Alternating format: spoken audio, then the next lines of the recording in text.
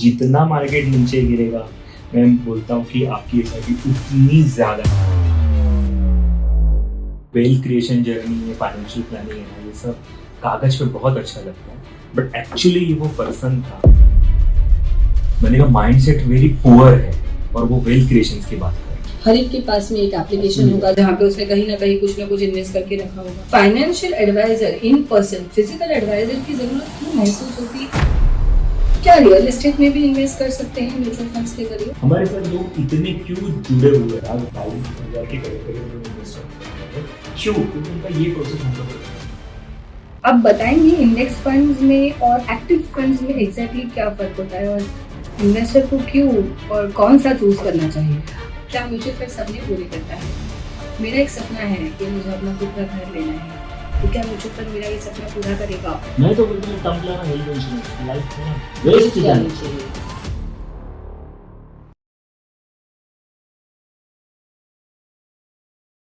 क्या mutual fund सपने पूरे करता है? मेरा एक सपना है कि मुझे अपना खुद का घर लेना है, तो क्या म्यूचुअल फंड मेरा ये सपना पूरा करेगा और मुझे घर कब लेना चाहिए? इन दोनों सवालों का जवाब बताइए। देखो, मैं कोई प्रोडक्ट के बारे में बायस नहीं हूँ। पहली चीज तो मैं अगेन बोलूंगा, प्रोडक्ट ये सिर्फ टूल्स होता है। तो म्यूचुअल फंड करेगा क्या? कर सकता है, एब्सोल्युटली कर सकता है। म्यूचुअल फंड के अलावा भी बहुत सारे प्रोडक्ट है जो आपका ये सपना फुलफिल कर सकते हैं, बट आपके लिए सुटेबल है या नहीं है वो इम्पोर्टेंट है। तो एग्जाम्पल वही लेता हूँ, गोवा जाना है तो गाड़ी कौन सी लेनी चाहिए? राइट? तो गाड़ी तो हो गया अपना प्रोडक्ट, व्हीकल हो गया। वो व्हीकल मेरे लिए क्यों सुटेबल है? एक जो व्हीकल मेरे लिए सुटेबल है, क्या वही व्हीकल आपके लिए सुटेबल हो सकती है क्या? शायद नहीं। बराबर, ठीक है। तो आपका सवाल आता हूँ, क्या म्यूचुअल फंड से या फिर ये फाइनेंशियल प्रोडक्ट से सपने पूरे हो सकते हैं? क्या एब्सोल्युटली पूरे हो सकते हैं, बट कौन से म्यूचुअल फंड से, कौन से इन्वेस्टमेंट प्रोडक्ट से, वो बहुत इंपॉर्टेंट है। Okay, coming to the mutual funds, mutual fund में बहुत वैरायटी ऑफ प्रोडक्ट है। अगर मैं कैलकुलेशंस की बात करूँ, इक्विटी फंड्स कैटेगरी स्कीम की अगर मैं बात करूँ, इक्विटी फंड्स, इक्विटी में भी बहुत सारी सब कैटेगरीज आती है, large cap, mid cap, small cap, जो कि लॉन्ग टर्म में बहुत अच्छी होती है। और लॉन्ग टर्म में अगर आप मुझे घर जैसा सपना है, फिर कोई भी और सपना रहेगा, अगर मुझे अचीव करना है, तो ये जो इक्विटी म्यूचुअल फंड्स है वो आपको बहुत आसानी से वो गोल फुलफिल करने में हेल्प करते हैं। तो आपका दूसरा सवाल था कि कब बाय करना चाहिए। देखो, ये ना हर एक बंदे का कैलकुलेशन अलग अलग वे से होता है। बाय करना चाहिए क्या? मैं तो बोलूँगा अब बिल्कुल अभी बाय करना चाहिए, बट बाय कितने अमाउंट का घर करना चाहिए, क्या मैं इसको अफोर्ड कर सकता हूँ या नहीं कर सकता हूँ, इसका कैलकुलेशन होना चाहिए। जनरली मैं हमेशा बात करता हूँ कि आपके महीने का जितना इनकम है उसका 60 टाइम्स उधर तक अपने घर लेना चाहिए। तो फॉर एग्जाम्पल 1 लाख रुपए का अगर मेरा अर्निंग है तो उसका 60 टाइम्स मतलब 60 लाख तक मेरी अफोर्डेबिलिटी बन सकती है घर बाय करने की। अगर मैं 60 लाख के ऊपर चला जाता हूँ, जितना मैं ऊपर चला जाऊंगा उतना मैं मेरा प्रेजेंट सेक्रीफाइस करूंगा, क्योंकि मोस्टली ईएमआई पे बाय करते हैं। तो ईएमआई पे बाय करने के टाइम पे हम लोग कैलकुलेशन लगा रहे हैं कि इतना 20% तो डाउन पेमेंट होना चाहिए, बाकी का ईएमआईस में जाएगा, बाकी का ईएमआईस मेरी सैलरी से एडजस्टमेंट हो रहा है कि नहीं हो रहा है। तो ऐसा ना होना चाहिए कि मुझे मेरी ईएमआई ये फ्यूचर मेरा बाय कर रही है या फिर मेरा प्रेजेंट सेल कर रही है। तो ये बहुत बार हम लोग ने देखा हुआ है कि लोग अपनी अफोर्डेबिलिटी से ज्यादा घर बाय कर लेते हैं और भूल जाते हैं कि उसके बाद में भी मेरे बहुत सारे फाइनेंशियल गोल्स आने वाले हैं। मेरे बच्चे का एजुकेशन इसके बाद आने वाला है, क्या वो फुलफिल होगा? मुझे शायद और भी कोई मेरे ऑब्लिगेशंस वाले गोल रहेंगे। शायद मेरे घर में पेरेंट्स भी है, तो पेरेंट्स का शायद मेडिकल कुछ कॉस्ट आ सकता है, उसके लिए भी मैं प्रिपेयर हूँ। तो ये सब चीजें देखने के बाद हम लोग बताते हैं कि आप घर अफोर्ड कर सकते हो और कितने का घर अफोर्ड कर सकते हो। अदरवाइज थोड़ा रुक के, थोड़ा कॉर्पस बिल्ड करके, डाउन पेमेंट की अमाउंट थोड़ा और बढ़ा के हम लोग गाइड करते हैं कि आप 2 BHK नहीं, आपको 3 BHK लेना चाहिए।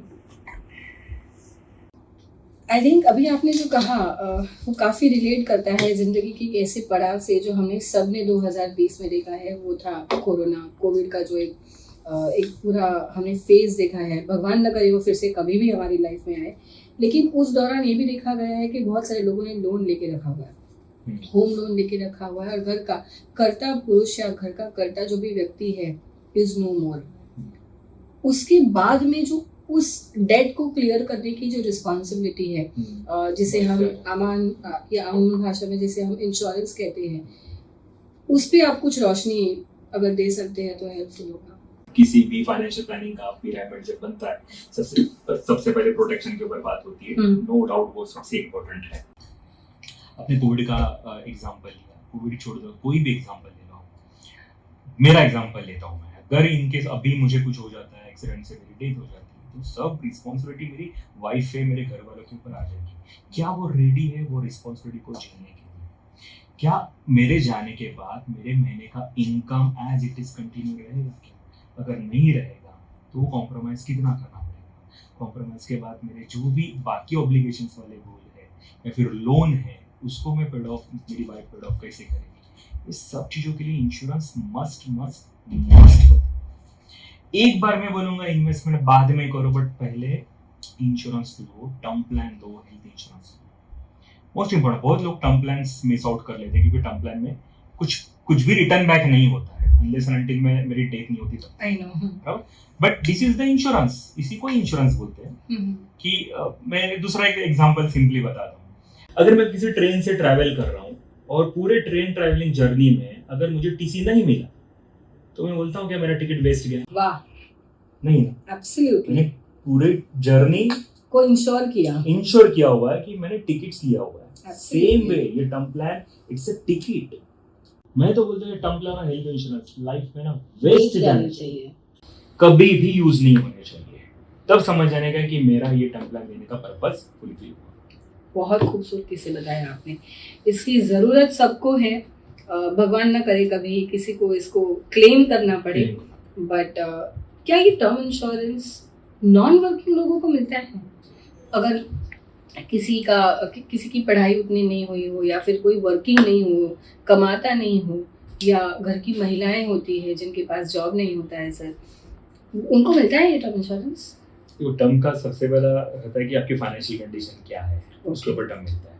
बट हाँ, अगर कोई हाउस वाइफ है जो कि कमा नहीं रही है, but as a housewife अगर वो है, उसकी भी कुछ ना कुछ तो वैल्यू है घर में, क्योंकि वो होम मेकर है। बिल्कुल।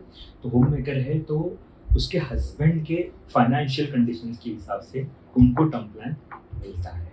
तो आपने बात किया ना कि जो अर्निंग पर्सन नहीं है, अगर मैं अर्निंग नहीं हूँ तो शायद मुझे नहीं मिलेगा, बट मैं अर्निंग हूँ, मेरी वाइफ अर्निंग नहीं है, बट मेरी वाइफ को टर्म प्लान मिल सकता है और लेना भी चाहिए, क्योंकि she is a home maker. उसके जाने के बाद ही मुझे बहुत सारा लॉस होने वाला है, फाइनेंशियल टर्म में नहीं, बट किसी ना किसी वजह से तो मेरा लॉस होने वाला है, उसको मैं कवर कर सकता हूँ, उसके लिए मैं टर्म प्लान ले सकता हूँ।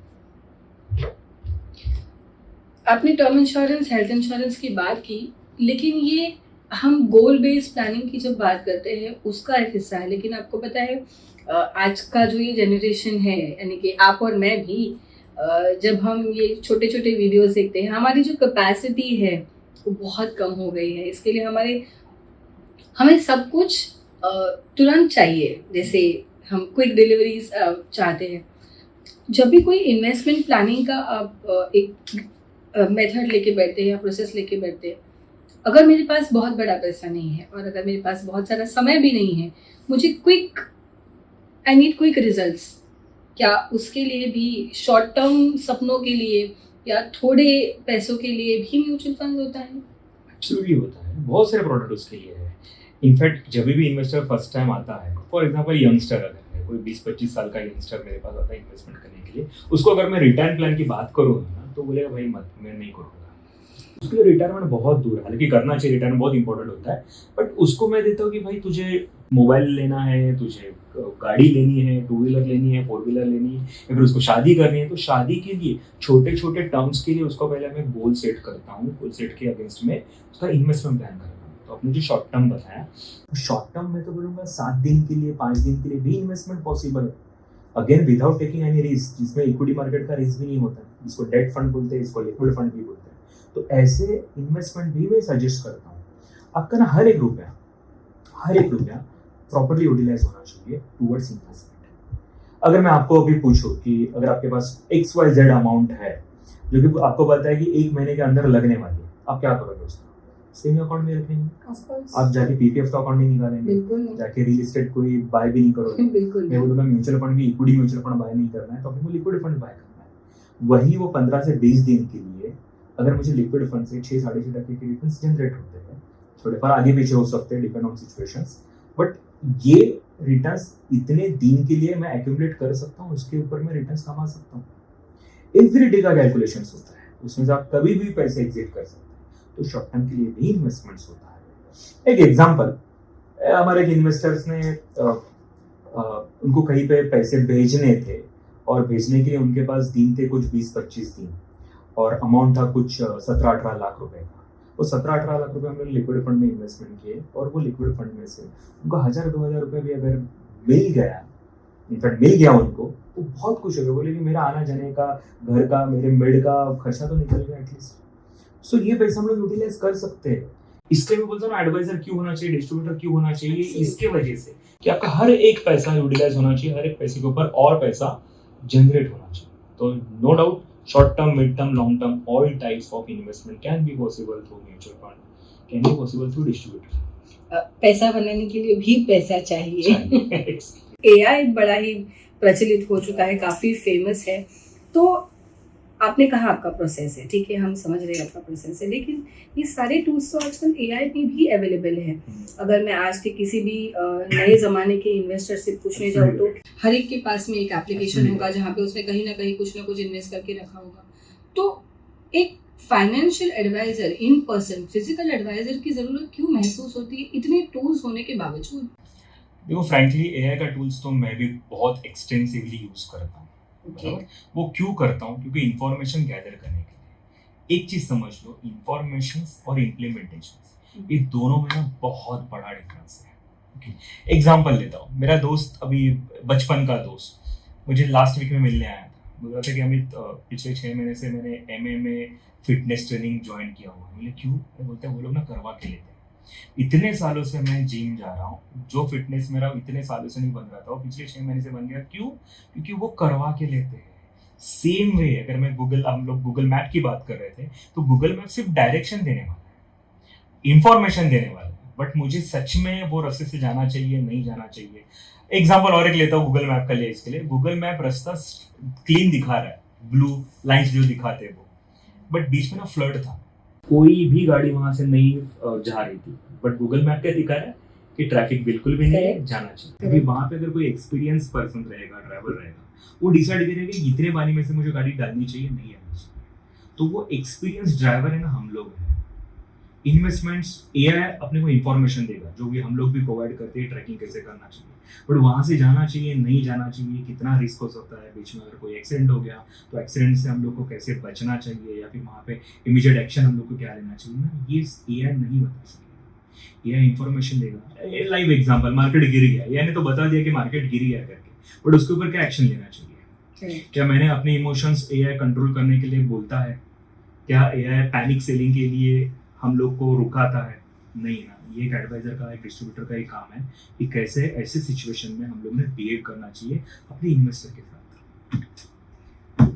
चलो मान लेते हैं ये सारी चीज़ें अगर आपने कही है, लेकिन मैं फिर से वही आती हूँ और पूछती हूँ कि नए ज़माने का इन्वेस्टर है, उसके साथ में काफ़ी सारे उसके हाथ में गैजेट्स है, कहीं ना कहीं पे उस अपना इन्वेस्टमेंट शुरू किया होगा। जब वो आपके पास पहली बार आता है तो एक कॉन्सेप्ट है जिसे हम कहते हैं ओवरलैपिंग। उसने 6-7 फंड्स में बहुत सारे आपके बैंक में अकाउंट हो सकता है, फिनटेक में हो सकता है, तो वो जब आपके पास आता है तो आप ये जो ओवरलैपिंग होते हैं, यानी कि रिपीटिशन होते हैं, उसको आप कैसे एनालाइज करते हैं? देखो ऐसे ही इन्वेस्टर, और क्या ये करना जरूरी है? एब्सोल्युटली करना जरूरी है। एक सिंपल बहुत सिंपल डेली रूटीन में आने वाला ये एक इंसिडेंट बताता हूँ। मेरी वाइफ मुझे पूछती है कि आपके पास इतने शर्ट्स हैं, वार्डरोब में 20 से 25 शर्ट्स हैं, बट एक भी पार्टी वेयर शर्ट्स नहीं है। 15 तो शायद ब्लू शेड वाली शर्ट्स मिलेंगे। तो क्या मेरा पोर्टफोलियो शर्ट्स का, मेरे एप्रल्स का, वो इतना डाइवर्सिफाइड है क्या? Very nice. मेरी वाइफ ने मुझे बताया था कि नहीं, अब तेरे पास सब टाइप की शर्ट्स होने चाहिए। सेम वे मेरे पास इन्वेस्टर्स आते हैं ना, उनके पास मैं देखता हूँ एक ही टाइप के 2 या 3 फंड्स रहते हैं। स्मॉल कैप 3 स्मॉल कैप ले लिए, 3 मिड कैप ले लिए, 3-4 लार्ज कैप ले लिए, घुमा फिरा के वो सब फंड्स एक ही टाइप के स्टॉक में इन्वेस्टमेंट करने वाले होते हैं। सो वहाँ पे ओवरलैपिंग्स बहुत होती है। हम लोग ओवरलैपिंग के ऊपर काम करते हैं कि अपने पास डिफरेंट डिफरेंट कैटेगरीज के फंड्स होने चाहिए जो डिफरेंट डिफरेंट स्टॉक्स में इन्वेस्टमेंट करें। 2 लाख का लेने का मतलब दोनों लाख का सेम टाइप के ही स्टॉक्स में इन्वेस्टमेंट्स होने। तो ये आते हैं, हम लोग उसको रिव्यू कर लेते हैं। सबसे पहले तो हम लोग रिव्यू करने के टाइम पे देखते हैं कि पर्पस क्या है। तो इसे एक बार वही आ गया कि अगर मेरा पर्पस क्लियर है तो मैंने लार्ज कैप में जाना चाहिए, मिड कैप में, स्मॉल कैप में, वो क्लियर हो जाता है। तो ये प्रोसेस हम लोग फॉलो करते हैं। क्या मैं इस पर्पस को गोल बेस्ड प्लानिंग का नाम दे सकती हूँ? एब्सोल्युटली, पर्पस मतलब गोल बेस्ड। मेरा डेस्टिनेशन क्या है? गोवा जाना है। Yes. तो गोवा जाना है तो मैं ट्रेन से भी जा सकता हूँ, फ्लाइट से भी जा सकता हूँ, बट मेरा सेकंड आता है कि मुझे कितने टाइम में वहां पे रीच करना है। अगर मेरा रीचिंग टाइम 2 दिन का है तो मैं खुद गाड़ी लेके जा सकता हूँ। अगर मेरा क्विकली में 2 घंटे में ना तो मुझे फ्लाइट ही पकड़नी। तो पर्पस गोल बहुत इंपॉर्टेंट है। आजकल ना टेलीविजन पे आता है मतलब न्यूज़ पे, एडवर्टाइजमेंट्स पे कि अगर आपको इन्वेस्टमेंट्स आपने कभी भी म्यूचुअल फंड्स में नहीं किए हैं तो आप इंडेक्स फंड से शुरुआत कीजिए। इंडेक्स फंड्स एक आसान तरीका होता है इन्वेस्टमेंट्स करने का। आप बताएंगे इंडेक्स फंड्स में और एक्टिव फंड्स में एग्जैक्टली क्या फ़र्क होता है और इन्वेस्टर को क्यों और कौन सा चूज करना चाहिए? आजकल ये मार्केट में जितने भी इन्फ्लुएंसर हैं यूट्यूब पे, इंस्टाग्राम पे, जो सिर्फ इंफॉर्मेशन देते हैं, एग्जीक्यूशंस नहीं बताते, तो वो लोग हमेशा इसकी मार्केटिंग करते हैं कि इंडेक्स फंड ले लो, काम हो जाएगा। बट इसका एक बहुत अच्छा लाइव एग्जांपल जो रिसेंट लास्ट मंथ में ही हुआ था, अपने राजेश एक्सपोर्ट, ये हाँ, कंपनी का नाम सुना रहा काफी था। नाम सुना था क्योंकि एलआईसी ने उसमें बहुत सारा अपना पैसा लगाया था। जी। और आपको मैं बताऊं, एक भी एक्टिव म्यूचुअल फंड्स का राजेश एक्सपोर्ट में इन्वेस्टमेंट नहीं था। अब किसी भी एक्टिव म्यूचुअल फंड्स के पोर्टफोलियो में राजेश एक्सपोर्ट नहीं था, बट इंडेक्स फंड में था। क्योंकि राजेश एक्सपोर्ट्स इंडेक्स में आता है तो इसके वजह से इंडेक्स को बाय करना पड़ रहा है राजेश एक्सपोर्ट्स। तो अगर मैं इसको कंपेयर करूं index with active mutual funds, तो हमेशा एक्टिव म्यूचुअल फंड्स इंडेक्स को बीट करते हैं। एटलीस्ट मैं बोलूं 10 में से 9 बार तो वो बीट करते हैं। क्यों? क्योंकि वो एक्टिवली मैनेज होते हैं। फंड मैनेजर का वहां पे एक्चुअली रोल होता है। इंडेक्स फंड में फंड मैनेजर का कोई रोल नहीं है। जो इंडेक्स जो बताएगा कि ये 50 स्टॉक्स लेना है, ये प्रोपोर्शन में लेना है, तो लेना ही है। अगर उसमें पता है कि कोई ऐसी कंपनी है जो अच्छी नहीं लग रही, फिर भी वो इंडेक्स फंड में ऐड करनी पड़ती है। बट वही अगर मैं एक्टिव फंड्स की बात करूं तो वहां पे ऐसे नहीं होता है। वहां पे गिने चुने क्यूरेटेड स्टॉक्स फंड मैनेजर लेता है, जो जहाँ पे उनको फ्यूचर दिखता है, यहाँ पे उनको वो कंपनी स्टॉक्स में इतना आगे जाके फ्यूचर दिखता है, तो इसके लिए वो लोग वो स्टॉक्स को अपने पोर्टफोलियो में होल्ड करते हैं। यानी कि अगर हम इसे आसान भाषा में समझे तो इंडेक्स फंड अपने इंडेक्स का ही रेप्लिका होता है, लेकिन जो एक्टिव फंड होता है उसमें म्यूचुअल फंड के फंड मैनेजर जो होते हैं वो अपनी एक्सपर्टीज, अपना ज्ञान वहाँ पे लगाते हैं और उसका एक नेक्स्ट वर्जन जो मैं आपको पूछने वाली हूँ, सारी चीज़ें समझ में आ रही है धीरे धीरे करके।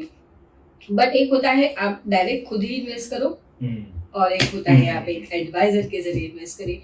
क्या होता है? पहले तो इसे डायरेक्ट और रेगुलर क्यों कहते हैं सर? देखो, सेबी ने ना एक बहुत अच्छी चीज की हुई है। जिनको म्यूचुअल फंड्स के बारे में डिटेल है, जिनके पास खुद के पास एनालिसिस है, तो उनका एक्सपेंस रेशियो बचाने के लिए सेबी ने डायरेक्ट करके एक नया एनएवी लॉन्च किया हुआ है। हर एक म्यूचुअल फंड्स, दोनों म्यूचुअल फंड सेम रहते हैं, रेगुलर एंड डायरेक्ट, दोनों का पोर्टफोलियो सेम रहता है। बट रेगुलर में थोड़े एक्सपेंस रेशियो बढ़ जाते हैं क्योंकि वहाँ पे कोई इंटरमीडियरी होता है जो एडवाइस करता है, जो डिस्ट्रीब्यूट करता है म्यूचुअल फंड्स को। बट वेयर एज अगर मेरे पास बहुत सारा इंफॉर्मेशन है और मुझे किसी की जरूरत नहीं है, जिसके बारे में हम लोग अभी शुरुआत से बात कर रहे हैं, अगर उसकी जरूरत नहीं है तो उनके लिए डायरेक्ट प्लान्स होता है। बट मैं फिर से एक बार वही एग्जांपल लेना चाहूँगा जो मेरे दोस्त ने बताया था कि मेरी फिटनेस क्यों अच्छी हुई पिछले 6 महीने में, क्योंकि मुझसे करवाया जा रहा है।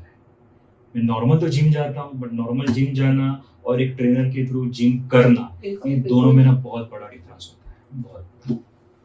एक दूसरा एग्जांपल मैं दे देता हूँ। आप एआई की भी बात कर दी, तो एआई चैट जीपीटी से आप हेल्थ के बारे में सब इंफॉर्मेशन निकाल सकती है। फिर भी हम लोग डॉक्टर के पास क्यों जाते हैं? कुछ तो उसके पीछे रहेगा कि डॉक्टर जाएगा, डॉक्टर पहले अंडरस्टैंड करेगा, अंडरस्टैंड करके देखेगा कि आपने कल परसों क्या खाया था, आपकी हेल्थ कैसी है, आपको एग्जैक्टली कहाँ पे रूट कॉज है आपके डिजीज का, वो सब फाइंड आउट करके आपको मेडिसिन देने वाला है। बराबर। मेडिसिन देने के बाद भी उसको वो रेगुलरली देखते रहेगा, बोलेगा 2 दिन के बाद, 3 दिन के बाद फिर से आना, दिखाना एक बार कितना इम्पैक्ट आता है ये मेडिसिन का। अगर नहीं है उसमें चेंजेस भी करेगा। ये एआई या फिर ये डायरेक्ट में जो खुद ब खुद इन्वेस्टमेंट्स करते हैं वो कैसे कर सकते हैं इसको? इसके लिए एक्सपर्टीज होनी चाहिए। डॉक्टर का एग्जांपल लिया इसलिए पूछ रही हूँ सर, डॉक्टर फीस चार्ज करता है, आप क्या चार्ज करते हो? हम लोग फीस चार्ज नहीं कर सकते, इसके लिए सेबी ने अरेंजमेंट करके दिया हुआ है डायरेक्ट एंड रेगुलर में ऑटोमेटिकली वो फीस चार्ज हो जाती है। That is the difference. और उसे क्या कहते हैं? उसको बोलते हैं एक्सपेंस रेशियो। ठीक है, एक्सपेंस रेशियो हालांकि दोनों जगह पे है, बट यहाँ पे खाली डिस्ट्रीब्यूशन फीस, मतलब जो फीस आप बात कर रहे हैं वो फीस यहाँ पे इंक्लूडेड होती है रेगुलर प्लान्स में, डायरेक्ट प्लान्स में वो नहीं होती। यानी कि इंडेक्स फंड्स के मुकाबले रेगुलर फंड्स का एक्सपेंस रेशियो थोड़ा ज्यादा होता है क्योंकि उसमें आपका उसमें कमिशन आ जाता है, लेकिन मुझे लगता है कि कैपिटल गेन इतना अच्छा होता होगा कि वो दिखाई भी नहीं देता होगा, राइट? एब्सोल्युटली नहीं दिखाई देता। सी, अगर मैं एक ही फंड को ए से लेके बी पॉइंट तक अगर मैं कंपेयर करूं तो शायद आपको ये दिखेगा कि डायरेक्ट प्लान ने 14% रिटर्न दे दिया और रेगुलर प्लान ने शायद 13 या 13.5% रिटर्न दे दिया। बट सवाल ये है कि वो फंड मैंने लेना चाहिए नहीं लेना चाहिए पोर्टफोलियो में, लेने के बाद उसको कितने टाइम्स में रिव्यू करना चाहिए, कब उसको एग्जिट करना चाहिए, कब उसको एंटर करना चाहिए, कब उसको बढ़ाना चाहिए, कब उसको कम करना चाहिए, मेरे गोल अचीव करने के लिए वो सफिशिएंट है या नहीं है, ये जब तक नहीं समझ में आता तब तक वो फंड में डायरेक्टली जाने की हिम्मत भी नहीं करनी चाहिए। आज का जो ये जनरेशन है, यानी कि आप और मैं भी, जब हम ये छोटे छोटे वीडियोस देखते हैं, हमारी जो कैपेसिटी है वो बहुत कम हो गई है। इसके लिए हमें सब कुछ तुरंत चाहिए, जैसे हम क्विक डिलीवरीज चाहते हैं। जब भी कोई इन्वेस्टमेंट प्लानिंग का आप एक मेथड लेके बैठते हैं या प्रोसेस लेके बैठते हैं, अगर मेरे पास बहुत बड़ा पैसा नहीं है और अगर मेरे पास बहुत सारा समय भी नहीं है, मुझे आई नीड क्विक रिजल्ट्स, क्या उसके लिए भी शॉर्ट टर्म सपनों के लिए या थोड़े पैसों के लिए भी म्यूचुअल फंड होता है? एब्सोल्युटली होता है, बहुत सारे प्रोडक्ट उसके लिए है। इनफैक्ट जब भी इन्वेस्टर फर्स्ट टाइम आता है, फॉर एग्जांपल यंगस्टर अगर है, कोई 20-25 साल का यंगस्टर मेरे पास आता है इन्वेस्टमेंट करने के लिए, उसको अगर मैं रिटर्न प्लान की बात करूँ ना तो बोलेगा भाई मत, मैं नहीं करूँगा। उसके लिए रिटायरमेंट बहुत दूर है, हालांकि करना चाहिए, रिटायरमेंट बहुत इंपॉर्टेंट होता है, बट उसको मैं देता हूँ कि भाई तुझे मोबाइल लेना है, तुझे गाड़ी लेनी है, 2 व्हीलर लेनी है, 4 व्हीलर लेनी है, या फिर उसको शादी करनी है, तो शादी के लिए छोटे छोटे टर्म्स के लिए उसको पहले मैं गोल सेट करता हूँ, गोल सेट के अगेंस्ट में उसका इन्वेस्टमेंट प्लान करता हूँ। तो आपने जो शॉर्ट टर्म बताया, शॉर्ट टर्म में तो बोलूँगा 7 दिन के लिए, 5 दिन के लिए भी इन्वेस्टमेंट पॉसिबल है, again without taking any risk, जिसमें इक्विटी मार्केट का रिस्क भी नहीं होता, जिसको डेट फंड बोलते हैं, इसको लिक्विड फंड भी बोलते हैं। तो ऐसे इन्वेस्टमेंट भी मैं सजेस्ट करता हूँ। आपका ना हर एक रुपया प्रॉपर्ली यूटिलाइज होना चाहिए टूवर्ड्स इन्वेस्टमेंट। अगर मैं आपको अभी पूछूं कि अगर आपके पास XYZ अमाउंट है जो कि आपको पता है कि 1 महीने के अंदर लगने वाली है, आप क्या करोगे? उसको सेविंग अकाउंट में रखेंगे, आप जाके PPF का अकाउंट नहीं निकालेंगे, जाके रियल एस्टेट कोई बाय भी नहीं करोगे। मैं बोलूँगा म्यूचुअल फंड भी, इक्विटी म्यूचुअल फंड बाय नहीं करना है तो अपने को लिक्विड फंड बाय करना है। वही वो 15 से 20 दिन के लिए अगर मुझे लिक्विड फंड से 6-6.5% के रिटर्न्स जनरेट होते हैं, थोड़े पर आगे पीछे हो सकते हैं डिपेंड ऑन सिचुएशंस, बट ये रिटर्न्स इतने दिन के लिए मैं एक्यूमुलेट कर सकता हूँ, उसके ऊपर मैं रिटर्न्स कमा सकता हूँ। इन्फिनिटी का कैलकुलेशंस होता है, उसमें से आप कभी भी पैसे एग्जिट कर सकते हैं। तो शॉर्ट टर्म के लिए भी इन्वेस्टमेंट्स होता है। एक एग्जांपल, हमारे एक इन्वेस्टर्स ने उनको कहीं पे पैसे भेजने थे और भेजने के लिए उनके पास दिन थे कुछ 20-25 दिन और अमाउंट था कुछ 17-18 लाख रुपए का। वो 17-18 लाख रुपए हमने लिक्विड फंड में इन्वेस्टमेंट किए और वो लिक्विड फंड में से उनको 1000-2000 रुपए भी अगर मिल गया उनको, तो बहुत खुश हो गए, बोले कि मेरा आना जाने का, घर का, मेरे मेड का खर्चा तो निकल गया एटलीस्ट। सो ये पैसा हम लोग यूटिलाइज कर सकते हैं। इसलिए मैं बोलता हूँ एडवाइजर क्यों होना चाहिए, डिस्ट्रीब्यूटर क्यों होना चाहिए, इसके वजह से कि आपका हर एक पैसा यूटिलाइज होना चाहिए, हर एक पैसे के ऊपर और पैसा जनरेट होना चाहिए। तो no doubt short term, mid term, long term, all types of investment can be possible through mutual fund, can be possible through distributor. पैसा बनाने के लिए भी पैसा चाहिए। म्यूचुअल फंड्स की हम जब बात करते हैं, लोगों में अभी वो अमूमन एक कंफ्यूजन है, मैं SIP में पैसा डालूंगा, मैं म्यूचुअल फंड में नहीं डालूंगा। ये बहुत देखा गया है। ऐसे इन्वेस्टर आते हैं आपके पास? बिल्कुल आते हैं। SIP इतना पॉपुलर वर्ड हो गया ना, इतना पॉपुलर हो गया कि लोगों को लगता है SIP is a different product और mutual fund is a different product. नहीं, तो म्यूचुअल फंड का ही पार्ट है SIP। Basically SIP is the investment way in a mutual fund, मतलब म्यूचुअल फंड प्रोडक्ट है, SIP वे है इन्वेस्टमेंट का। लोग आते हैं SIP लेते हैं. No doubt SIP the best way of investing into mutual fund और investing into any kind of product, क्योंकि मार्केट का उतार चढ़ाव उसमें एब्जॉर्ब हो जाता है, एवरेज आउट हो जाता है. जितना मार्केट नीचे गिरेगा मैं बोलता हूँ कि आपकी SIP उतनी ज्यादा रिटर्न देने वाली है फ्यूचर. हमेशा मैं मेरे इन्वेस्टर को बोलता हूँ, आपने यहाँ जर्नी स्टार्ट की SIPs की, प्रे करो कि अगले 6-7 महीना 1 साल में जितना मार्केट नीचे जाएगा उतना अच्छा, उतने यूनिट्स आप एक्यूमुलेट कर पाएंगे.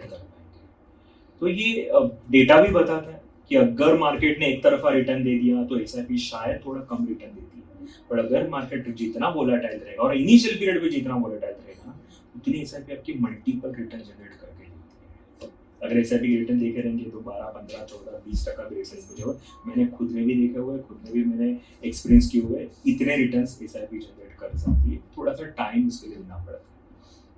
यानी कि मार्केट जब करेक्ट होता है, कि जब वो ग्राफ आपका नीचे आता है, जिन बिजनेसेस में आपने पैसा लगाया होता है वो बिजनेसेस अमूमन यूँ समझो कि वो सस्ते हो गए, तो आपको वो ज़्यादा क्वांटिटी में बाय करने मिलेंगे, और जब मार्केट ऊपर चला जाता है तो वो उसकी वैल्यू इन्फ्लेट हो जाती है, राइट. मार्केट में अगर मॉल में डिस्काउंट लगा तो हम लोग क्या करते हैं और खरीदेंगे, लेते हैं ना, तो पर ऐसा same है. होता नहीं है. ऐसा देखा गया है कि जब जब मार्केट करेक्ट हुआ है, लोग पैनिक होके जो उनके इन्वेस्टमेंट्स है वो भी सेल करना शुरू कर देते हैं. ऐसा क्यों होता है? इतनी सारी जागरूकता है कि सस्ता है मार्केट, करेक्टेड है मार्केट, और बाय करो, फिर भी हमने देखा है कि एक्सपर्ट इन्वेस्टर्स जो सालों साल इन्वेस्ट करते हैं, जैसे अभी का अगर हम एग्जांपल लेते हैं, जो अभी इंटरनेशनल ग्लोबली सारा वॉर का माहौल चालू है, अभी भी है, तो एक सेंटिमेंट आया था बीच में जब काफ़ी मार्केट करेक्ट हुआ था, बहुत लोगों ने सेल आउट करना शुरू कर दिया था. कि क्यों होता है इतना अवेयरनेस के बाद भी? देखो, 2 टाइप के इन्वेस्टर होते हैं मेरे हिसाब से. एक होता है जो पैनिक हो जाता है, उसको डर लग जाता है और डर के मारे वो पैसे निकालता है. दूसरा होता है ना, वो जरा ज़्यादा स्मार्ट होता है, तो ज़्यादा स्मार्टनेस की वजह से पैसे निकाल के उसको लगता है कि मैं कहीं दूसरे प्रोडक्ट में अभी जाऊँ और वहाँ पे मैं पैसे बना सकता हूँ, तो उसके कारण SIP बंद होती है, फिर पैसे निकलते हैं. बट ऐसे मार्केट में SIP बढ़ानी चाहिए या फिर और पैसे लगाने चाहिए. बट एक डेटा ये भी बताता है कि डायरेक्ट में जो लोग इन्वेस्टमेंट करते हैं उनका ये मूवमेंट पे बहुत सारा डिक्रीमेंट हो जाता है इन्वेस्टमेंट्स में, फ्रेश इन्वेस्टमेंट में, और रेगुलर्स मतलब जो डिस्ट्रीब्यूटर के थ्रू, एडवाइजर के थ्रू इन्वेस्टमेंट करते हैं उनका बढ़ जाता है. क्यों? उनके पीछे कोई तो है जिनको गाइड कर सके. यहाँ पे हम लोग भी वो ये चैलेंज फेस करते हैं कि ऐसे मोमेंट पे लोग थोड़े से पैनिक हो जाते हैं. देखो, कोविड के बाद है ना, मार्केट ने एक तरफा रिटर्न दिया था, तो सबको लग रहा था कि यार मार्केट तो बहुत अच्छा रिटर्न देता, बहुत अच्छा रिटर्न. बट पिछले 1.5-2 साल में मार्केट ने दिखा दिया कि मैं एक तरफा रिटर्न नहीं देने वाला हूँ, तो बीच में डाउनफॉल्स आएंगे. और सच में बोलूँ, अगर मेरा लॉन्ग टर्म जर्नी है और अगर मैं SIP के थ्रू या फिर रेगुलर इन्वेस्टमेंट कर रहा हूँ तो डाउनफॉल चाहिए. जब जब आएगा समझ जाने का, this is the entry point, मेरे रिटर्न्स यहाँ से उतने मल्टीप्लाई होने वाले हैं अगर मैं आज के रेट में मेरी SIP बढ़ाता हूँ या फिर मैं इंटर करता हूँ. इस जर्नी को अगर मुझे थोड़ा स्पीड अप करना है सर, तो कोई इंजेक्शन है आपके पास? बिल्कुल है.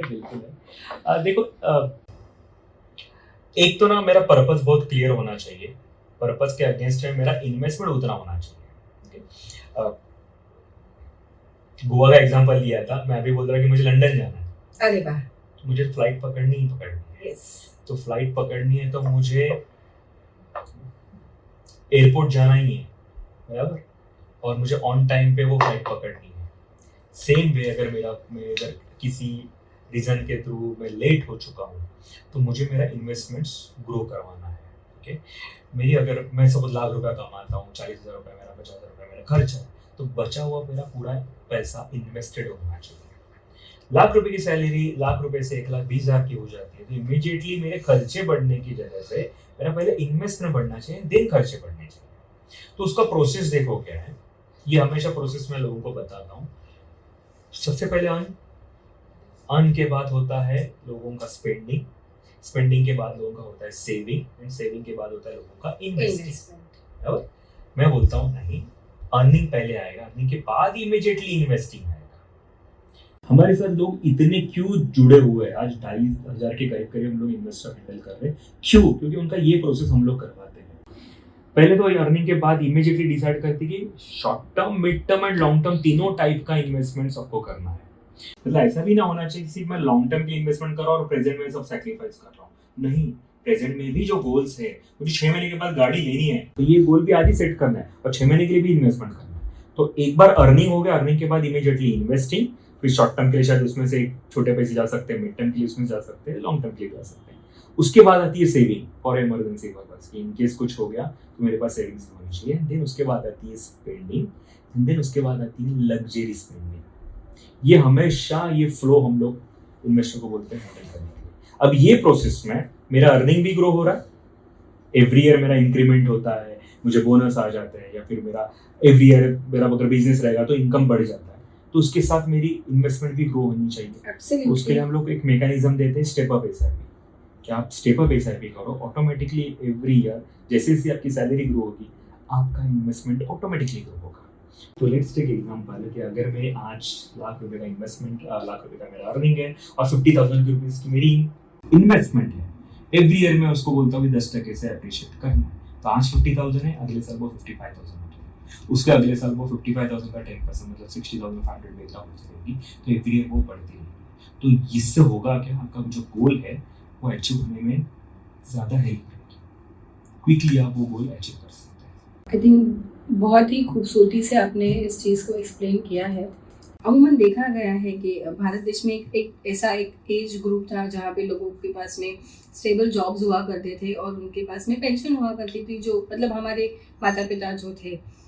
अब जो ज़माना आया है वहाँ पे लोगों के पास में पेंशन्स नहीं है, उनको पता नहीं है कि उनका रिटायरमेंट कैसे होने वाला है। तो वो अपने रिटायरमेंट को, आप कैसे उनका रिटायरमेंट प्लान करते हैं? देखो, एक ज़माना था जिसमें पीपीएफ, अभी भी पीपीएफ है, बट एक ज़माना था पीपीएफ बहुत अट्रैक्टिव रेट पे था, या फिर गवर्नमेंट से पेंशन अच्छी खासी आती थी। बट आज का ज़माना अलग है और आज का इन्वेस्टमेंट प्रोडक्ट भी अलग है। आपने एसडब्ल्यूपी का नाम सुना रहेगा, देखा भी रहेगा, कि जिससे मैं मेरा पेंशन, मेरा जो रिटायरमेंट के बाद आने वाला जो इनकम है उससे मैं फुलफिल कर सकता हूँ। तो एक ज़माना था जहाँ पे मैं मेरी सैलरी में से पीएफ डिडक्शन होता था, बराबर, और फिर वो एक्यूमुलेट होते होते एट द एंड जब मैं रिटायर्ड होता था तब वो पीएफ में से मेरा पेंशन आना चालू होता था, राइट। वो एक सर्टेन परसेंटेज में था। अगर मैं आज के रेट में परसेंटेज की बात करूँ तो वो 7.5-8%, 8% के बीच में है। अगले 15-20 साल की बात करूँ तो वो शायद कम भी हो सकता है, गवर्नमेंट इंटरेस्ट रेट थोड़ा थोड़ा करके कम करती जाएगी। तो सफिशिएंट होगा क्या? नहीं होगा, क्योंकि इन्फ्लेशन और लाइफस्टाइल इन्फ्लेशन ये अपना बहुत बढ़ गया है। तो अगर मुझे उसके साथ मैच करना है, मुझे अगर रिटायरमेंट के बाद एक साइजेबल इनकम आना चाहिए, तो mutual fund and SWP is the best options. क्योंकि उसमें होता क्या है कि आप एक रेगुलर टाइम तक आपके पैसे एक्यूमुलेट करते रहते हैं, इनकम बढ़ते रहता है, इन्वेस्टमेंट बढ़ती रहती है, कॉर्पस बड़ा हो जाता है। कॉर्पस बड़ा होने के बाद उसमें से मैं रेगुलर अच्छे अमाउंट में एसडब्ल्यूपी ले सकता हूँ, और वो एसडब्ल्यूपी को भी every year with inflation increment कर सकता हूँ, बढ़ा सकता हूँ। साथ में मेरा जो कॉर्पस है वो भी बढ़ते जाता है, तो उसमें वो भी फायदा हो जाता है। इसे आप इस एग्जाम्पल के साथ बता सकते हैं? अच्छा, क्या मैं एसआईपी के साथ ही एसडब्ल्यूपी कर सकती हूँ, या आज अगर मैं रिटायर हो गई हूँ, मेरे पास में एक्स अमाउंट का एक रिटायरमेंट का फंड आया है, उसमें से भी एसडब्ल्यूपी कर सकती हूँ? बिल्कुल। कैसे कर सकते हैं? अगर मेरे पास कोई बड़ा पैसा आ गया है तो मैं उसको इन्वेस्टमेंट्स करूंगा किसी फंड में, और उसमें से मैं रेगुलरली एसडब्ल्यूपी लेके जाऊंगा। एग्जांपल लेता हूँ, मेरे पास 1 करोड़ रुपया है, 1 करोड़ रुपया होने के बाद मैं इसको इन्वेस्टमेंट्स अच्छी जगह पे करूंगा। म्यूचुअल फंड्स में डिफरेंट कैटेगरीज है, वो भी अगेन सिचुएशंस क्या है उसके ऊपर डिपेंड होता है। 1 करोड़ रुपया इन्वेस्टमेंट्स कर दिया, इन्वेस्टमेंट के बाद में उसमें से every month, let's take example, अगर मैं 7 या 8% से विड्रॉल लेता हूँ 1 करोड़ के ऊपर, 1 करोड़ रुपये मैंने इन्वेस्टमेंट में, तो एवरी मंथ में उसमें से 50-60,000 रुपीज विड्रॉल ले सकता हूँ एसडब्ल्यूपी के थ्रू। साथ में मेरा 1 करोड़ रुपया भी ग्रो होते रहेगा। ऐसे बहुत सारे एग्जांपल्स हैं। ये एग्जांपल्स बहुत अच्छे लोगों को शायद सच नहीं लगेंगे, बट मैंने ये भी देखे कि 1 करोड़ के 2-3 करोड़ रुपए भी हो गए, और साथ में एवरी मंथ मैंने जो 50-60 हजार रुपया बता रहा था वो 50-60,000 के थ्रू भी मैंने लगभग 50-60 लाख रुपए विड्रॉ कर लिया डिफरेंट पीरियड ऑफ टाइम में। तो ये पॉसिबल हो सकता है एसडब्ल्यूपी के थ्रू, अगर मेरे पास बड़ा पैसा आ गया। बट मेरे पास बड़ा पैसा नहीं है, बट मैं बड़ा पैसा क्रिएट तो कर सकता हूँ। आज अगर मेरी उम्र 30-40 साल की है, तो अगले 20-25 साल के लिए मैं अगर इन्वेस्टमेंट थ्रू एसआईपी के एसआईपी के थ्रू मैं अगर इन्वेस्टमेंट करूँ तो मैं बड़ा corpus at the time of retirement create कर सकता हूँ। उसको बोलते हैं रिटायरमेंट प्लानिंग। एब्सोल्युटली, उसी को कहते हैं रिटायरमेंट प्लानिंग। अपने यहाँ पे ना रिटायरमेंट प्लानिंग का बहुत बड़ा मीथ है। लोग रिटायरमेंट प्लानिंग कब करते हैं? रिटायर्ड होने के 6 महीने पहले। और उनको तब याद आता है कि अरे मेरे पास ना फंड आने वाला है और मुझे रिटायरमेंट प्लानिंग करने की जरूरत है। वो टाइम पे रिटायरमेंट प्लानिंग नहीं होती, वो टाइम पे वेल्थ मैनेजमेंट होता है। उसको बोलते हैं वेल्थ मैनेजमेंट, रिटायरमेंट प्लानिंग। तो रिटायरमेंट प्लानिंग कब करनी चाहिए सर? मैं तो बोलूँगा जब आपकी पहली सैलरी आती है तब से आप रिटायरमेंट प्लानिंग कर सकते हो, तभी से करना चाहिए। मैंने खुद की retirement planning at the age 23 start की थी। पता है कितने अमाउंट से? सिर्फ 2500 से। अगर मैं वो टाइम पे नहीं करता था तो आज उसकी कॉस्ट लगभग 50-60 हजार रुपए आती थी। एब्सोल्युटली, कंपाउंडिंग का Compounding आपको बेनिफिट मिला होगा इसका। तो जितनी जल्दी स्टार्ट करेगी उतनी कम अमाउंट आने वाली है। काफी खूबसूरती से आपने सारे सवालों का जवाब दिया है। जाते जाते एक सवाल का जवाब, आपका मार्केट बड़ा ही वॉलेटाइल है सर। एफडी में अगर आप पैसा रखोगे तो आपका पैसा सेफ है। पापा के ज़माने के लोग कहते हैं कि एफडी में तो 5 साल में पैसा डबल हो जाता है। अगर आप गोल्ड में इन्वेस्ट करते हैं तो आपको उसकी लिक्विडिटी भी मिलती है। ये म्यूचुअल फंड बड़ा ही वॉलेटाइल मार्केट है, इसे आप कैसे डिस्क्राइब करेंगे? देखो वॉलेटाइल इसके लिए गारंटी नहीं है, और मैं बोलूँगा गारंटी नहीं है। That's a best thing about beauty of mutual funds. जहाँ पे गारंटी आ गई ना, समझ जा वहाँ पे कॉम्प्रोमाइज आ गया। आपको वहाँ पे एडजस्ट करना पड़ेगा। बैंक आपको गारंटी देती है कि नहीं, इंटरेस्ट रेट के ऊपर कितने देती है? 6-7 तक, उसके ऊपर नहीं देती। गवर्नमेंट भी उसके जितने भी प्रोडक्ट्स है सबके ऊपर गारंटी देती है। वो गारंटी देती है, इसकी वजह से वो लोग कॉम्प्रोमाइज करते, 7-8% के ऊपर नहीं जाते। जहाँ पे गारंटी नहीं है वहीं पे रिटर्न्स ज्यादा मिलते हैं। नो डाउट वोलेटिलिटी है, वोलेटिलिटी हमेशा रहेगी क्योंकि वो पार्ट ऑफ द प्रोसेस है। किसी भी चीज सेम स्पीड से ग्रो नहीं होती रहेगी, और थोड़ी बहुत कम ज्यादा होती ही रहेगी। देखो अगर मैं शॉर्ट टर्म की बात करूँ तो वो थोड़ा रिस्की है। बिल्कुल भी मैं गाइड नहीं करूंगा, एडवाइस नहीं करूंगा आपको कि आपने शॉर्ट टर्म के लिए म्यूचुअल फंड या फिर इक्विटी म्यूचुअल फंड में इन्वेस्टमेंट करना चाहिए। कैटेगरी वाइज की अगर बात करूँ तो लिक्विड फंड उसके लिए होते हैं म्यूचुअल फंड में, बट अगर आपको लॉन्ग टर्म में जाना है तो इक्विटी म्यूचुअल फंड से बेस्ट कोई प्रोडक्ट नहीं है। बायस नहीं बोल रहा हूँ, but equity as a asset class के टूवर्ड्स में थोड़ा बायस हो सकता हूँ। जैसे कि असेट क्लास की अगर मैं बात करूँ, real estate is also best asset class for long term. Short term के लिए तो नहीं हो सकता है, बट उसमें सबसे बड़ा प्रॉब्लम ये है कि बड़ा पैसा डालना पड़ता है। यहाँ पे आप छोटी छोटी अमाउंट करके इन्वेस्टमेंट कर सकते हैं, और उसमें भी अगर आप ऐसा भी करते हो तो सबसे बेस्ट पार्ट वही है ना कि नीचे वाले मार्केट में आप ज़्यादा यूनिट्स को ग्रैब कर रहे हो ताकि ऊपर वाले मार्केट में आपको उसका बेनिफिट मिल जाए। तो ये जो ऊपर नीचे जो वोलेटिलिटी आपने बात की, वो एसआईपी के थ्रू तो और बेहतर तरीके से मैनेज होती है। रियल एस्टेट की आपने बात कही, और मैंने थोड़ी देर पहले गोल्ड की बात की। गोल्ड के प्राइस आपको पता है आसमान छू रहे हैं। ये भारत देश है। भारत देश में जब भी घर में कोई शादी होती है तो सोना बाय किया जाता है। भले उसे हम मेकिंग चार्जेस देने को तैयार होते हैं, लेकिन जब भी कोई बहू शादी करके घर पे आती है तो सासू माँ जो है वो उसे थोड़ा बहुत सोना दे देती है। उसकी माँ जो उसे है देती है कि बेटा ये अपने पास रखियो, अपने परिवार के, हमें सेनापति कहा जाता है। तो जब भी तुम्हारे घर में कोई आपातकालीन आर्थिक परिस्थिति आती है तो तुम सेनापति बन के आगे खड़े रहिए और इसको आप यूज कीजिए। लेकिन इसी सोने का भाव आज इतना ऊपर जा रहा है, तो क्या म्यूचुअल फंड में इसका कोई एक जरिया है, मैं इसी सोने में पार्टिसिपेट करूं?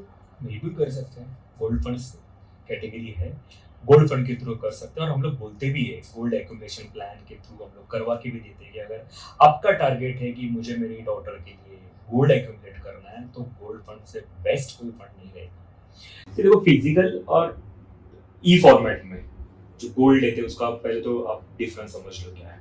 फिजिकल में सबसे बड़ा चैलेंज क्या होता है कि प्योरिटी का इशू आता है। हर एक ज्वेलर के पास जाएंगे, ये ज्वेलर का वो ज्वेलर के पास गए, प्योरिटी का इशू आ जाता है।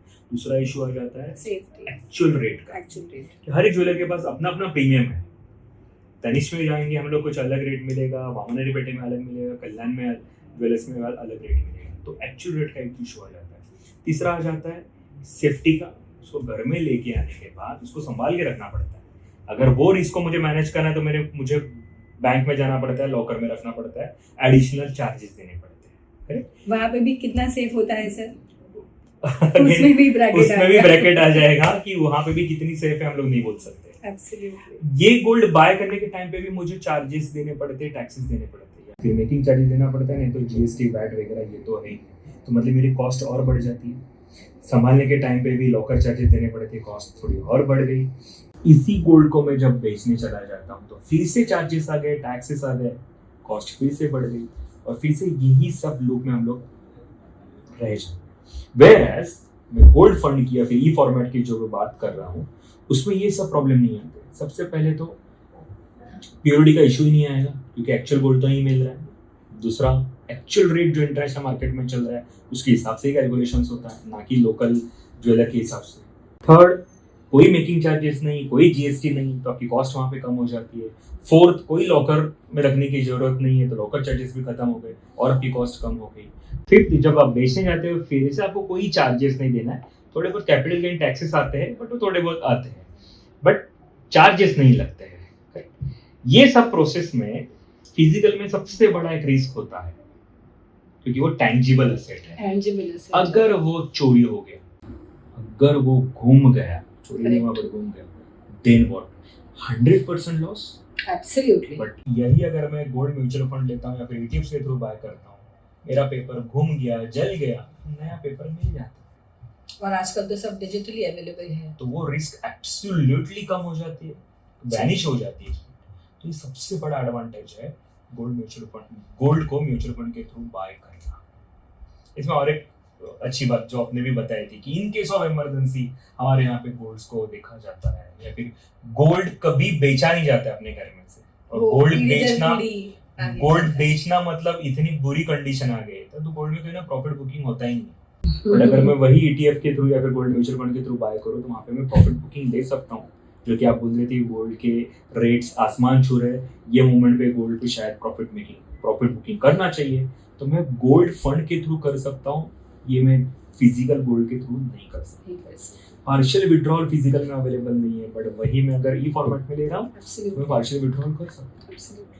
देखो कितने एडवांटेजेस है अगर मैं ई फॉर्मेट में गोल्ड को बाय कर लेता हूँ। क्या रियल एस्टेट में भी इन्वेस्ट कर सकते हैं म्यूचुअल फंड्स के जरिए? बिल्कुल, म्यूचुअल फंड बोला, म्यूचुअल फंड एक वास्ट सब्जेक्ट है, बहुत कैटेगरीज आती है, बहुत सारे एसेट क्लास में वहाँ पे इन्वेस्टमेंट्स होता है। तो हम लोगों ने इक्विटी की बात की, हम लोगों ने डेट की बात की, हम लोगों ने अभी गोल्ड की बात की। म्यूचुअल फंड के थ्रू रियल एस्टेट में भी इन्वेस्टमेंट्स होता है, इसको रीट्स बोला जाता है या फिर इन्वेस्टमेंट ट्रस्ट बोला जाता है। उसके थ्रू म्यूचुअल फंड्स इन्वेस्टमेंट्स कर सकते हैं रियल एस्टेट एसेट क्लास में। तो ये एग्जांपल है, इसको अंडरस्टैंड करो कि अगर मुझे यहाँ पे बैठ के, आज हम लोग थाने मुंबई में बैठे हुए हैं, यहाँ पे बैठ के मुझे बैंगलोर की कोई प्रॉपर्टी बाय करनी रहेगी, क्या पॉसिबल है?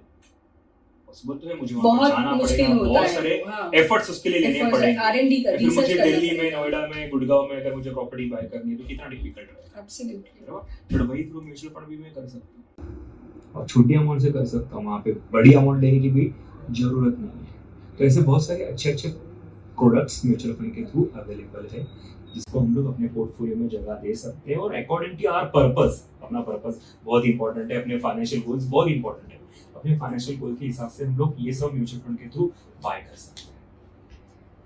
म्यूचुअल फंड्स में ज्यादातर देखा गया कि इक्विटी में आप इन्वेस्ट करने की बात करते हैं, तो इक्विटी के स्टॉक्स बाहर भी अवेलेबल है, तो म्यूचुअल फंड्स क्यों और इंडिविजुअल स्टॉक्स क्यों नहीं? अपने डीसीएल का नाम सुना रहेगा? एब्सोल्युटली। अपने येस बैंक का नाम सुना? जी बिल्कुल। अपने सत्यम कंप्यूटर्स का? जी बिल्कुल। और रिसेंट राजेश एक्सपोर्ट का नाम? एब्सोल्युटली। किसी भी म्यूचुअल फंड ने इनको होल्ड नहीं किया था, या फिर अगर होल्ड किया था पहले इसमें से एग्जिट कर दिया था। बट बचे कौन? तो रिटेल इन्वेस्टर्स में, जिनका पैसा 70, 80, 90% नीचे आ गया। देखो, हम इन्वेस्टर के पास ना, मैं इनफैक्ट मैं भी उसी जगह पे रखता हूँ खुद को, अपने पास ना उतनी इंफॉर्मेशन नहीं रहती। मैं तो यही फील्ड का हूँ, इतने 20 सालों का एक्सपीरियंस भी है, फिर भी मैं डायरेक्ट स्टॉक्स लेने के लिए घबराता हूँ क्योंकि मुझे एनालिसिस करने के लिए टाइम नहीं, मेरे पास इंफॉर्मेशन के लिए उतना वक्त नहीं है, मैं इंफॉर्मेशंस को मेरे इन्वेस्टमेंट के साथ अलाइन नहीं कर पाता हूँ, इसलिए मैं डायरेक्टली स्टॉक्स में इन्वेस्टमेंट करना नहीं फीसिबल समझता हूँ। इसके लिए म्यूचुअल फंड्स आपके पास एक एक्सपर्ट होता है जो पूरा समय उन स्टॉक्स को, उन बिजनेसेस को एनालिसिस करने में, और आई थिंक वो सेबी और आरबीआई की गाइडलाइंस के अंतर्गत ही काम करते हैं। तो कितना पैसा चाहिए सर म्यूचुअल फंड में इन्वेस्ट करने के लिए? 100 रुपये। सच में? सीरियसली? कैसे कर सकते हैं 100 रुपये से? 100 रुपये से 100 रुपये किसे महंगे लगते हैं आजकल। देखो यही तो ब्यूटी है कि 100 रुपए से आप इन्वेस्टमेंट स्टार्ट कर सकते, शायद 100 रुपए से आप एफडी नहीं कर सकते, एब्सोल्युटली। बट म्यूचुअल फंड 100 रुपए से स्टार्ट कर सकते हैं। हालांकि 100 रुपया बहुत बड़ा नहीं है, बट आपकी कैपेसिटी कितनी है। मैं फिर से पहले वाले क्वेश्चन पे आ रहा हूँ, आपका पर्पसेस क्या है, आपका माइंडसेट क्या है, आपके फाइनेंशियल गोल्स क्या है, ये सब के ऊपर डिपेंड होता है आपने कितना इन्वेस्टमेंट करना चाहिए। अगर मेरी अर्निंग लाख रुपए और मैं 1000 रुपए सेविंग कर रहा हूँ, 1000 रुपए मैं अगर इन्वेस्ट कर रहा हूँ, तो मैं उससे क्या ही कॉर्पस बना पाऊँ, सपने जो मेरे हैं वो नहीं वहाँ पहुँच पाऊँ। सो अमित जी, 20 साल आपने दिए हैं इस फाइनेंशियल इंडस्ट्री को, इतना वैलिड एक्सपीरियंस रहा है आपका। तो जब आपके पास में कोई इन्वेस्टर आता है अपनी इन्वेस्टमेंट जर्नी स्टार्ट करने के लिए, तो कैसे आप उस प्रोसेस को कैसे करते हैं? मतलब आज अगर मैं आपके पास आती हूँ कि सर मुझे मेरा फाइनेंशियल प्लानिंग आपके साथ करना है, तो सबसे पहले मुझे कौन कौन से सवालों का जवाब देना पड़ेगा? नहीं, हम लोग हमेशा जब भी फर्स्ट टाइम किसी भी इन्वेस्टर के साथ मिलते हैं, सबसे पहले तो बात होता है माइंडसेट का। देखो ये वेल्थ क्रिएशन जर्नी है, फाइनेंशियल प्लानिंग है ना, ये सब कागज पे बहुत अच्छा लगता है, बट एक्चुअली ये वो पर्सन का वो माइंडसेट के ऊपर बात करते हैं कि पर्सन का माइंडसेट कैसा है। मतलब ऐसा ना होना चाहिए कि मैंने कहा माइंडसेट वेरी पुअर है और वो वेल्थ क्रिएशन की बात कर रहा है, तो मतलब हैबिट्स के। तो उसका अगर आप प्रोसेस की तरह बात करोगे तो मैं प्रोसेस कुछ स्टेप्स बताता हूँ। सबसे पहले तो हम लोग बोलते हैं कि आपको इन्वेस्टमेंट्स क्यों करना चाहिए, तो आपका पर्पस क्या है, मोस्ट इम्पॉर्टेंट थिंग।